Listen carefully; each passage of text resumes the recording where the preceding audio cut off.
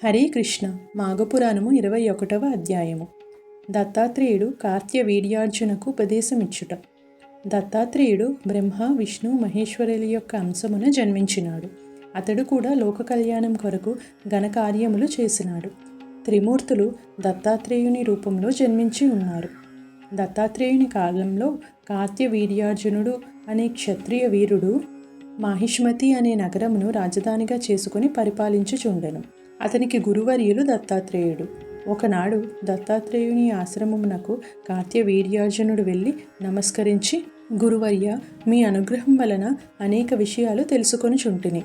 మాఘమాసం యొక్క మహత్యము విని ఉండలేదు గాన మాఘమాసం యొక్క విశిష్టతను గురించి, మాఘ స్నాన ఫలము గురించి నాకు వివరించవలసిందిగా కోరుచున్నాను అని దత్తాత్రేయుని కోరెను. దత్తాత్రేయుడు అతని కోరికను మన్నించి ఈ విధంగా వివరించిరి. భూపాల, భరతఖండములోనున్న పుణ్య నదులకు సమానమైన నదులు ప్రపంచంలో మరెక్కడా లేవు. ఈ నదులలో ముఖ్యమైనవి 12. అందుచేతనే వీటికి పుష్కర ప్రవేశం కలుగుచున్నది. బృహస్పతి ఒక్కొక్క సంవత్సరం ఒక్కొక్క రాశియంది ఉన్నప్పుడు ఆయా నదులకు పుష్కరారంభం అగును.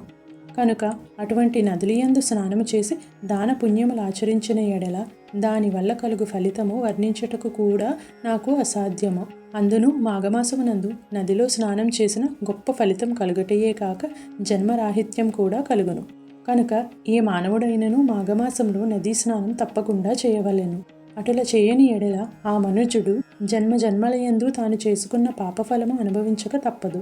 మాఘమాసంలో సూర్యుడు మకర రాశందు ఉండగా మాఘ స్నానంబు చేసి ఒక సద్బ్రాహ్మణునకు దాన ధర్మములు చేసినచో పంచమహాపాతకములు చేసిన వాడైనను ముక్తి పొందగలడు అని దత్తాత్రేయుడు కార్తవీర్యార్జునకు ఈ విధంగా చెప్పుచున్నాడు.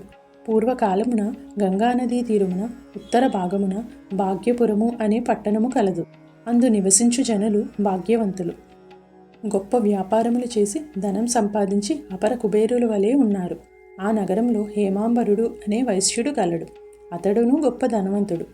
బంగారు నగలు నాణెములు రాసుల కొలది ఉన్నవాడు. కొంతకాలమునకు హేమాంబరుడు చనిపోయిన.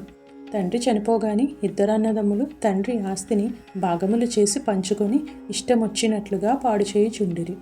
ఇద్దరూ చెరుక ఉంపుడుగత్తెను చేరదీసి కులభ్రష్టులు అయి ఉండిరి. ఒకనాడు పెద్ద కుమారుడు దైవవశమున అడవిలో పెద్ద పులి నోటబడి చనిపోయినాడు. చిన్న కుమారుడు వేశ్యతో ఉద్యానవనంలో విహరించుచుండగా కర్మవశాత్తు త్రాచుపాము కరుచుటచే నోటి వెంట నురగలు గ్రక్కుచూ చనిపోయినాడు.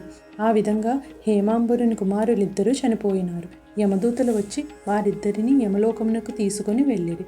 చిత్రగుప్తుడు వారి జాబితాలు చూసి పెద్దవాణిని నరకంలో పడవేయమన్నాడు. రెండవ వాడిని స్వర్గలోకమునకు పంపించమన్నాడు.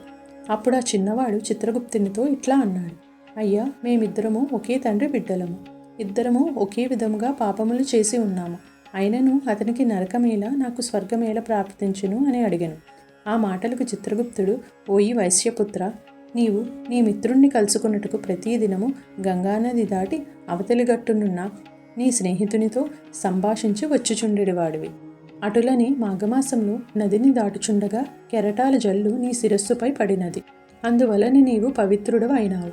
మరొక విషయం ఏమనగా, నీ మిత్రుడు బ్రాహ్మణుడు.